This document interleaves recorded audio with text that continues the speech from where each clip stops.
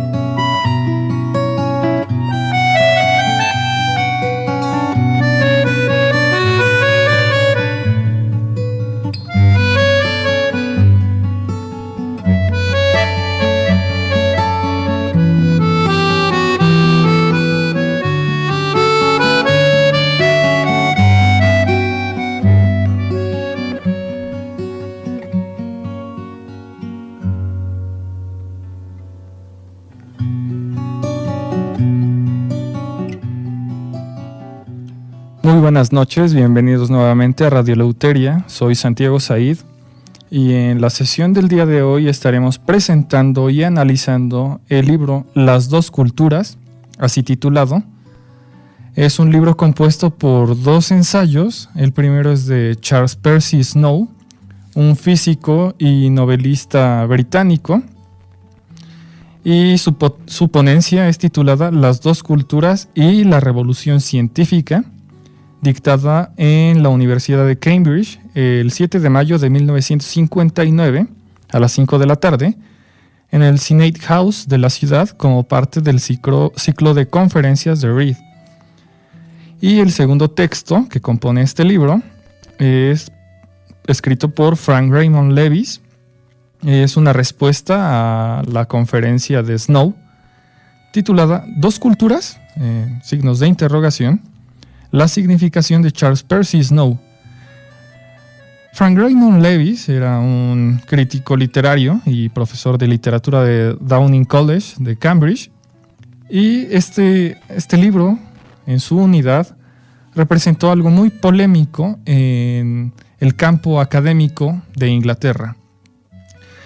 La polémica de las dos culturas ya había sido discutida por el científico Thomas Henry Huxley y por el crítico y poeta británico Matthew Arnold.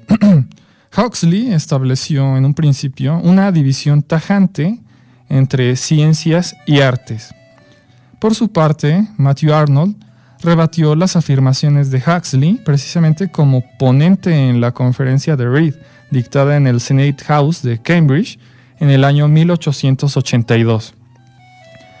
Ahora bien, lo que plantea más bien la ponencia titulada Las dos culturas de Charles Percy Snow es que la vida intelectual de la sociedad occidental se encuentra polarizada. Por una parte se encuentran los literatos intelectuales, los que asimismo se llaman intelectuales como si no hubiera otros, y por literatos intelectuales se refiere Charles Percy Snow a los intelectuales tradicionales. Como ya lo hemos expuesto en otros programas, son aquellas personas que guían la opinión pública, y más precisamente la opinión política pública. Y en el otro polo se encuentran los científicos, los físicos entre los más representativos de acuerdo a las afirmaciones de Snow. Ahora bien, lo que él establece es que existe un abismo de mutua incomprensión, hostilidad e incluso desagrado entre un polo y otro. Cada cual guarda una imagen deformada del otro y por lo tanto tienen actitudes distintas frente a la vida.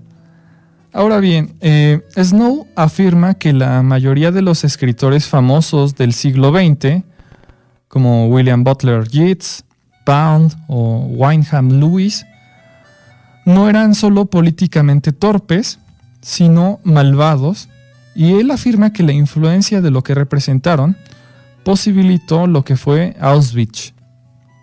Pues recordemos que Butler Yeats era muy simpatizante del nacionalismo. Ahora bien, lo que establece esta ponencia de Snow es que la literatura cambia más lentamente que la ciencia. Según Snow, la literatura no tiene el mismo mecanismo automático de corrección, por lo que sus periodos de desorientación son más largos. Sin embargo, lo que yo creo es que la literatura en realidad no se autocorrige, como lo hace la ciencia, ya que la ciencia persigue un fin, mientras que la literatura, así como cualquier otra expresión artística, no persigue un fin, o más exactamente, tiene un fin final en el sentido kantiano. Por lo tanto, no podemos decir que Cervantes era mejor escritor que Homero solo porque uno fue posterior a otro. Es decir, la literatura no es que se vaya corrigiendo a lo largo de la historia como ocurre en la ciencia, en la disciplina científica, en donde va mejorando precisamente porque persigue un fin utilitario, servir al hombre. Sin embargo, el arte, la literatura más específicamente, no persigue un fin utilitario como tal. Por lo tanto, es difícil dar como correcto esta afirmación de Snow, de que la literatura no cuenta con el mismo mecanismo automático de corrección, porque la literatura no se va corrigiendo en un proceso cronológico. No es así. Por lo tanto, aquí yo podría señalar un primer error que comete Snow en su ponencia. Por otro lado, él afirma que la cultura científica es muy homogénea entre sus miembros, es decir, tienen actitudes que comparten, tienen normas comunes, pautas de conducta y presuposiciones semejantes. En esto yo sí le puedo dar la razón, ya que la ciencia o las personas que practican la ciencia tienen una forma objetiva de conocer la realidad, a través del conocimiento empírico, de la falsación. Por lo tanto, en este punto yo le daría la razón. Ahora bien, también afirma que el científico piensa en el futuro, y es aquí donde comienza la polémica de las dos culturas, porque Snow establece que el científico piensa en el futuro, en mejorar la vida del hombre a lo largo del tiempo, mientras que el artista añora el pasado, lo extraña y siente un tanto de aversión con respecto al futuro, porque lo ve con desconfianza. Ahora bien, hay una parte de la ponencia de Charles Percy Snow que él titula Los intelectuales como luditas naturales. Vamos a empezar con el término intelectual.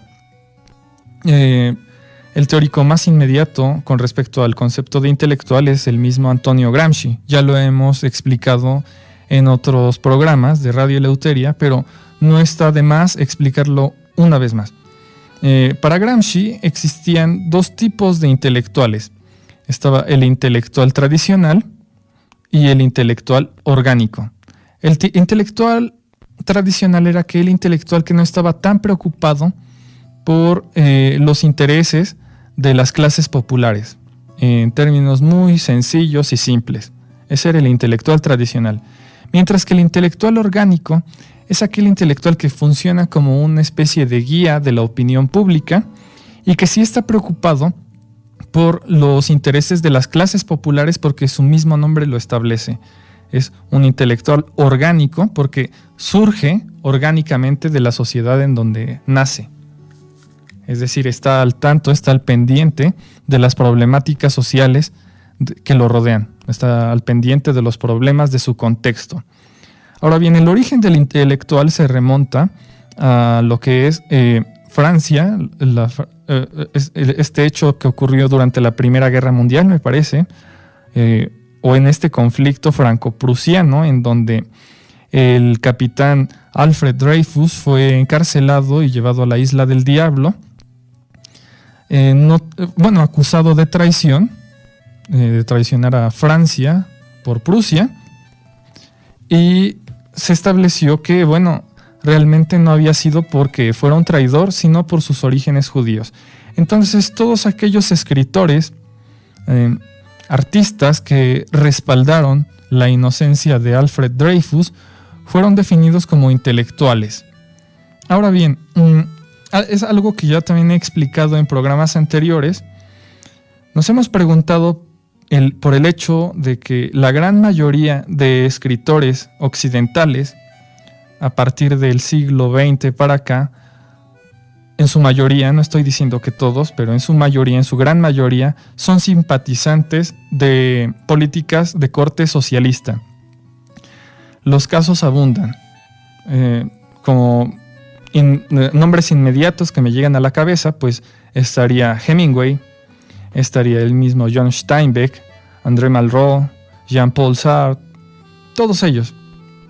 Y la explicación que yo había ofrecido, al parecer años atrás, en un programa, es que la teoría del valor trabajo de Marx se adapta muy bien a la fatal arrogancia del intelectual, ya que el intelectual se asume como una persona que ha trabajado toda su vida en producir, no sé, una novela, una sinfonía, unos, no sé, refinados poemas, una exquisita obra dramática, y cuando sale al mundo para tratar de vender su obra, con la cual ha tardado demasiado tiempo en producir, se da cuenta que la sociedad no valora como él lo espera su obra.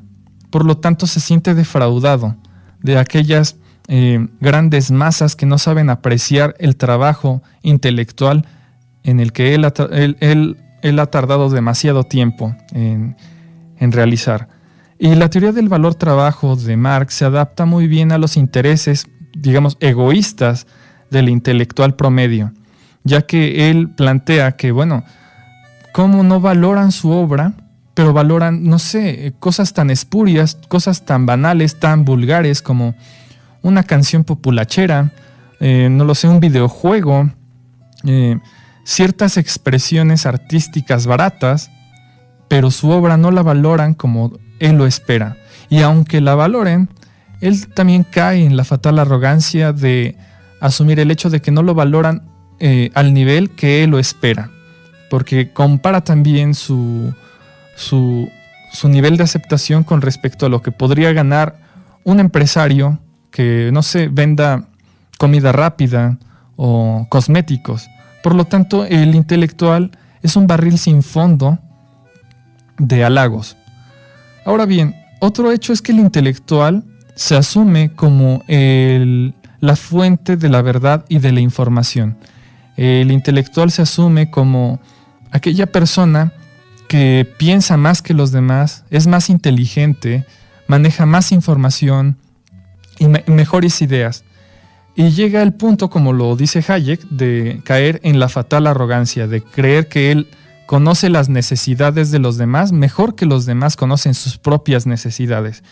Y él se asume como una especie de ingeniero social, de tratar de planificar una sociedad perfecta en la que si todos siguen lo que él ordena, la sociedad va a funcionar.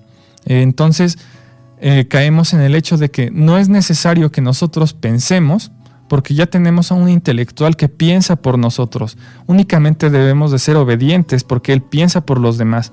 Él es más inteligente, más sabio, y por lo tanto él debe de tomar las decisiones de un país, de una sociedad en general. Entonces, al menos como yo percibo a los intelectuales, son personas arrogantes que piensan que ellos tienen la razón sobre todas las cosas y que ellos deben de ser los encargados, así como lo había planteado Platón en la República Ideal de Calípolis, en donde es el filósofo rey, es aquel que piensa y que debe de mandar sobre los demás. Y nos hemos dado cuenta que ese tipo de sociedades son de todo menos libres. Ahora bien, regresando a lo que plantea Charles Percy Snow, es que los intelectuales, especialmente los intelectuales literarios, son luditas por naturaleza. Y bueno, ¿qué es un ludita? Los luditas fueron un conjunto de personas durante la primera revolución industrial que asumieron el hecho de que el desarrollo tecnológico era perjudicial para los obreros, porque asumían que la máquina iba a tomar el lugar de las personas. Entonces, inspirados en Ned Ludd, un obrero británico, pues llegaron a las fábricas a destruir las maquinarias. Entonces, un ludita, en palabras más breves, es aquella persona que se opone al desarrollo científico y tecnológico porque presume el hecho de que el desarrollo de la ciencia y de la tecnología va a perjudicar al hombre, ya que la máquina puede tomar el lugar que le corresponde al ser humano. Ese es un ludita, una persona que no ve con buenos ojos el desarrollo científico y tecnológico. Y Snow afirma que los literatos nunca han intentado, querido o sido capaces de entender y reconocer la revolución industrial. La revolución industrial se trató, en palabras de Snow, de la mayor transformación sufrida por la sociedad desde el descubrimiento de la agricultura. De hecho, estas dos revoluciones, la agrícola y la científico-industrial, son los únicos cambios cualitativos que el hombre ha conocido en la esfera de la vida social. Recordemos que la primera revolución industrial fue por ahí del año de 1760 y la segunda revolución industrial fue en 1870. Y tengo algunos datos que pueden esclarecernos un poco más sobre cómo cambió la vida del ser humano después de la primera y segunda revolución industrial. Para empezar, el crecimiento de la población mundial aumentó de 1,000 millones en 1800 alrededor de 8,000 millones en la actualidad. Por otro lado, la esperanza de vida ha aumentado rápidamente desde el siglo de las luces. A principios del siglo XIX, la esperanza de vida comenzó a aumentar en los primeros países industrializados, mientras que se mantuvo baja en el resto del mundo. Ahora bien, en las últimas décadas, esta desigualdad global disminuyó. Ningún país del mundo tiene una esperanza de vida más baja que los países con la esperanza de vida más alta en el año 1800. Por otro lado, la mortalidad infantil. Antes de la revolución industrial, de la primera revolución industrial, la mortalidad infantil era muy alta en todas las sociedades de las que tenemos conocimiento. Una cuarta parte de todos los niños morían en el primer año de vida. Casi la mitad moría antes de llegar al final de la pubertad. Durante los 2 últimos siglos, todos los países del mundo han hecho progresos muy rápidos en la lucha contra la mortalidad infantil. Y desde el año 1800 hasta el año 1950, la mortalidad mundial infantil se ha reducido a la mitad, pasando de 43% al 22.5%. Sin embargo, es difícil que el intelectual literario comprenda y sepa reconocer la revolución industrial. Para Snow, la industrialización es la única esperanza de los pobres. Sin embargo, y tengo que decirlo, es muy fácil para nosotros criticar la revolución industrial desde la comodidad de nuestros hogares, en donde tenemos al alcance medicamentos, tenemos al alcance comida, alimentos, tenemos al alcance educación, servicios públicos, transporte, tenemos al alcance todo. Y por lo tanto es muy fácil para nosotros criticar el capitalismo, es muy fácil para nosotros criticar la industrialización. La gente puede vivir como se le dé su gana. Si una persona, digamos, quiere vivir en el bosque, quiere cultivar sus propios alimentos, quiere ver a sus hijos morir a temprana edad, quiere él mismo vivir 20 años menos, tener una vida, digamos, bastante precaria, bueno, lo podemos tolerar, es su vida, él puede hacer con su vida lo que quiera, pero lo que no podemos respetar es el hecho que esa persona quiera imponer su forma de vida a los demás, a los que no pueden decidir. Ahora bien, tenemos el hecho de que muchas veces en cierto tipo de sociedades los campesinos prefieren ir a trabajar a las fábricas, abandonar el campo y trabajar en las fábricas, porque el campo, bueno, es un trabajo mucho más extenuante y en donde no se gana buen dinero, es muy poco rentable la vida en el campo, y prefieren esos campesinos abandonar sus hogares y mudarse a la ciudad, en donde pueden trabajar en una fábrica, en una manufacturera, en donde el trabajo no es tan extenuante como lo es en el campo y se gana mucho mejor y se vive mejor que en el campo. Ahora bien, la revolución industrial vino de la mano de la ciencia y la alfabetización. Y aquí es donde Charles Percy Snow afirma que la revolución industrial vino también de la mano de la revolución científica, aunque revolución industrial y revolución científica no son lo mismo. Para Snow, la revolución industrial fue el uso gradual de la maquinaria al empleo de hombres en las fábricas, del cambio de la industria agrícola a la industria manufacturera. Pero, entonces, ¿qué es la revolución científica? De acuerdo a lo que plantea Snow, es que la revolución científica surgió a principios del siglo XX y se distingue por el uso industrial a las partículas atómicas. Eso es lo que él plantea. Él además de ser novelista, era también físico. Y define la revolución científica como la aplicación de la ciencia a la industria. Y bueno, al final de su ponencia viene un apartado que él titula Los ricos y los pobres. Y dice algo que es muy, muy cierto.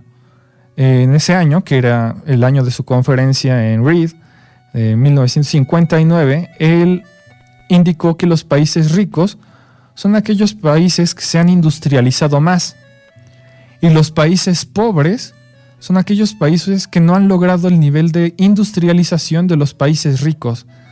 En eso define Snow la gran diferencia, la gran desigualdad entre ricos y pobres, en la industrialización. ¿Y cuál sería la manera por la cual los países pobres dejen de serlo? En su ponencia él explica que es el capital. El capital les debe de llegar para que puedan industrializarse. Sin embargo, él explica que ese capital les debe de llegar de afuera, de fuera. Y en su momento, como él lo pensaba, es que las únicas dos potencias de 1959 que podrían ayudar a industrializar a los países pobres del planeta eran Estados Unidos y la Unión Soviética, pero deberían de ayudarlos por altruismo. Ahora bien, quiero explicar algo, si es que el tiempo me lo permite. Estados Unidos, por supuesto que era un país industrializado en 1959, era una gran potencia económica. Sin embargo, la URSS no lo era, a pesar de que así lo afirme Snow en su ponencia. La URSS, de hecho, tenía muchísimos problemas económicos y simplemente vivía de la propaganda del exterior, de aquellos intelectuales que trataban de defender a capa y espada lo que ocurría en la Unión Soviética, porque bueno, como todo país comunista, la información que hay sobre ese país es una información hermética, no se puede acceder tan fácilmente a ella, y se presenta como una gran potencia cuando no lo era. Precisamente por eso se desintegró la Unión Soviética, porque su modelo económico era absolutamente mediocre. Ese es el primer error que quiero señalar con respecto a la ponencia de Snow. El segundo error es que, bueno, Estados Unidos y la URSS, al menos como él lo planteaba, debían de ayudar a industrializar a aquellos países pobres con capital, pero por altruismo. Es decir, en otras palabras, ofrecerles un crédito financiero sin plazo fijo, sin un plazo. Es decir, casi regalarles dinero para que pudieran industrializarse. Y esto es un error, y quiero usar un ejemplo, o tal vez lo utilice en el siguiente bloque, no lo sé si el tiempo lo permita. Voy a tratar de explicarlo lo más rápidamente posible. El ejemplo que puedo ofrecer es Etiopía. y ciertos países de África. Cuando nosotros pensamos en África, nosotros pensamos en personas muertas por inanición, niños enclenques, personas descalzas, casas hechas de caña, de palos, una pobreza extrema. Y lo que nosotros pensamos de inmediato es en ayudarlos, en enviarles alimentos, enviarles medicinas, enviarles profesores, docentes para que les enseñen a leer y a escribir a aquellos niños. Y muchas veces nosotros, como seres humanos, no sabemos lo que está bien y lo que está mal. Posiblemente nuestras intenciones sean buenas, pero lo que nosotros no nos ponemos a pensar es aún en las consecuencias de nuestros actos. Y bueno, África tiene muchísimos problemas, pero una de las principales consecuencias de esos problemas que padece África es precisamente el altruismo de Estados Unidos y la Unión Europea. Porque, bueno, se les ayuda, se les envía medicamento, comida, todo lo necesario. Sin embargo, para que un mercado se establezca, se le debe de dejar crecer. ¿Y qué pasa con aquellas personas que intentan poner un negocio de comida en África? O ofrecer productos de necesidad inmediata. Pues no los pueden vender porque la ayuda les llega del exterior y les llega de manera gratuita para los africanos. Es decir, el mercado africano no tiene la necesidad de consumir sus productos nacionales de sus vendedores y comerciantes locales porque, bueno, les llega de gratis de Estados Unidos y Europa. Eso es en primer lugar. Por lo tanto, no se ha podido establecer un mercado lo suficientemente fuerte para que crezca en África. Por lo tanto, es muy difícil que alguien establezca un negocio porque básicamente no se puede establecer precisamente por la ayuda exterior. Y bueno, en el siguiente bloque voy a terminar con la presentación de este libro, así que no se vayan. Muchísimas gracias.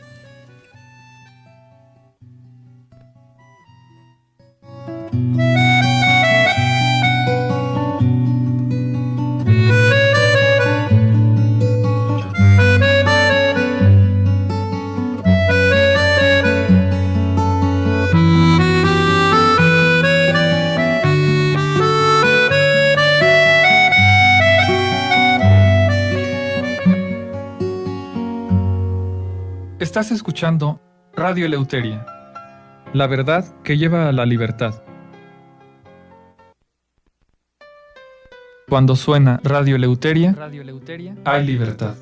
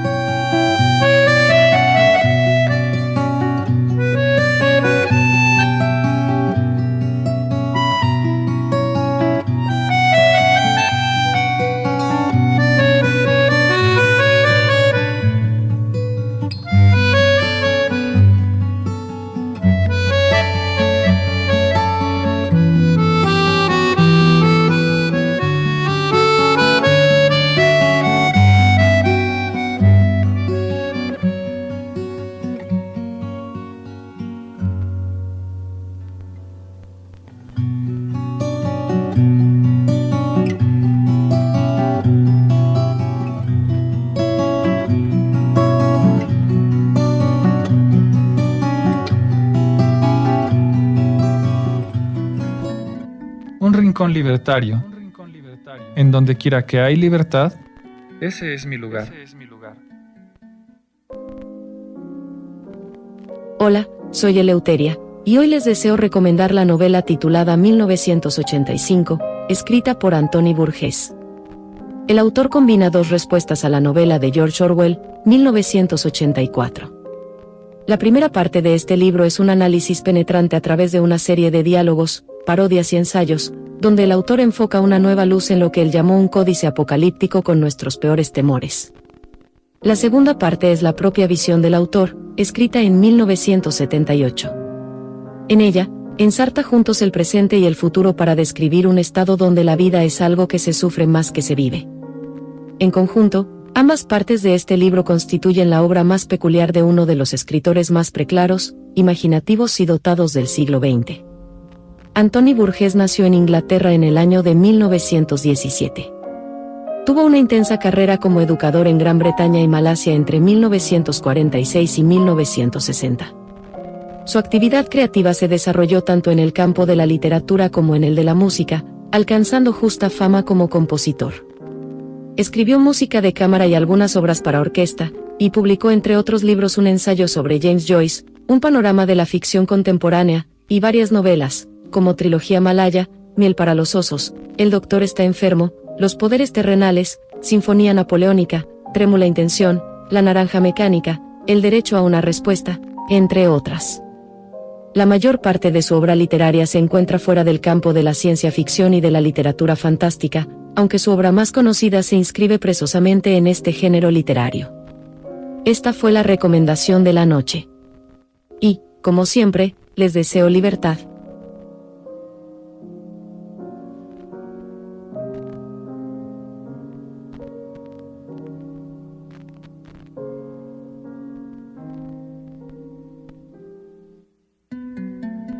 Un rincón libertario.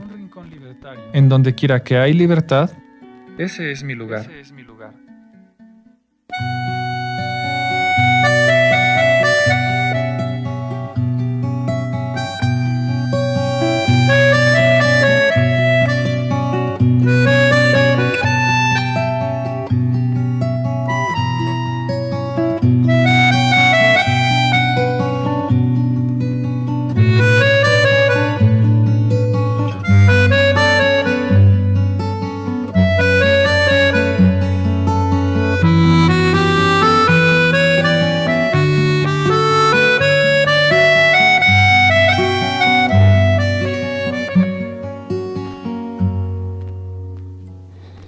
Muchas gracias por continuar en Radio Eleuteria. Y pues para finalizar, eso es lo que explicó Charles Percy Snow en su ponencia Las dos culturas. Sin embargo, la respuesta que ofreció Frank Raymond Lewis fue dos culturas, la significación de Snow.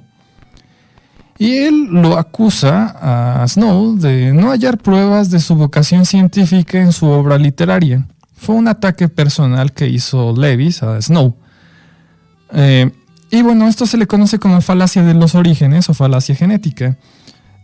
No es correcto atribuir el carácter de un autor a los personajes de sus novelas o de sus relatos. No hay una relación directa entre el autor de la vida real y el narrador. Eso se le conoce como falacia de los orígenes o falacia genética. Nosotros no podemos llegar al fin último del espíritu de un autor a través de su obra. Es muy diferente la vida personal del autor a lo que plantea el carácter de un personaje literario. Como segunda respuesta, Lewis hace una lectura interesada de David Herbert Lawrence sobre Women in Love, una novela de Lawrence, y él explica la máxima lawrenciana de que nada importa sino la vida.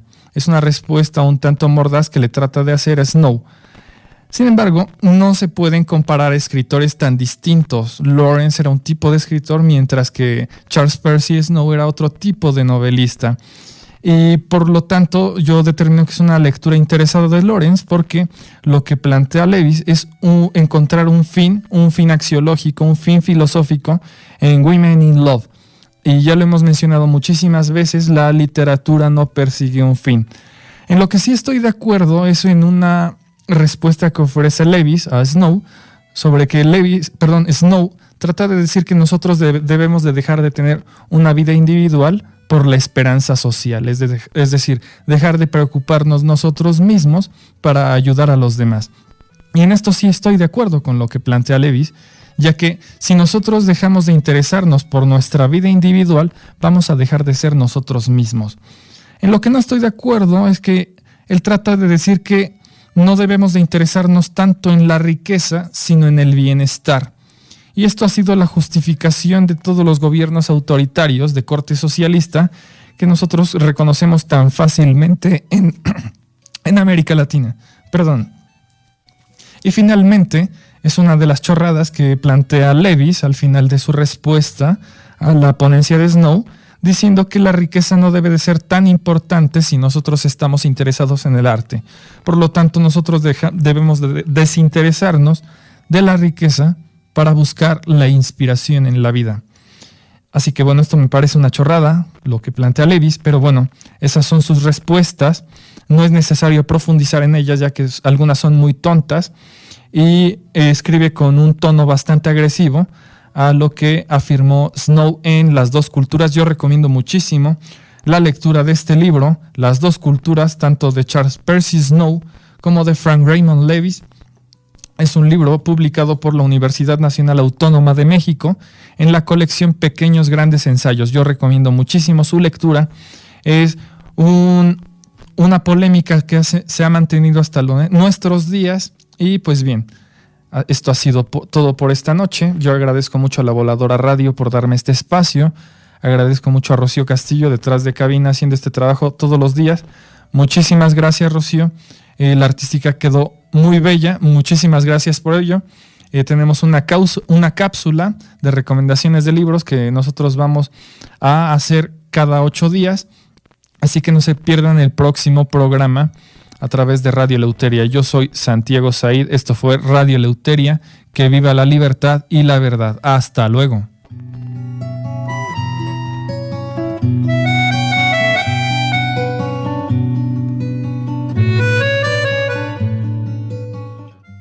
Ha sido un gusto estar esta noche con ustedes.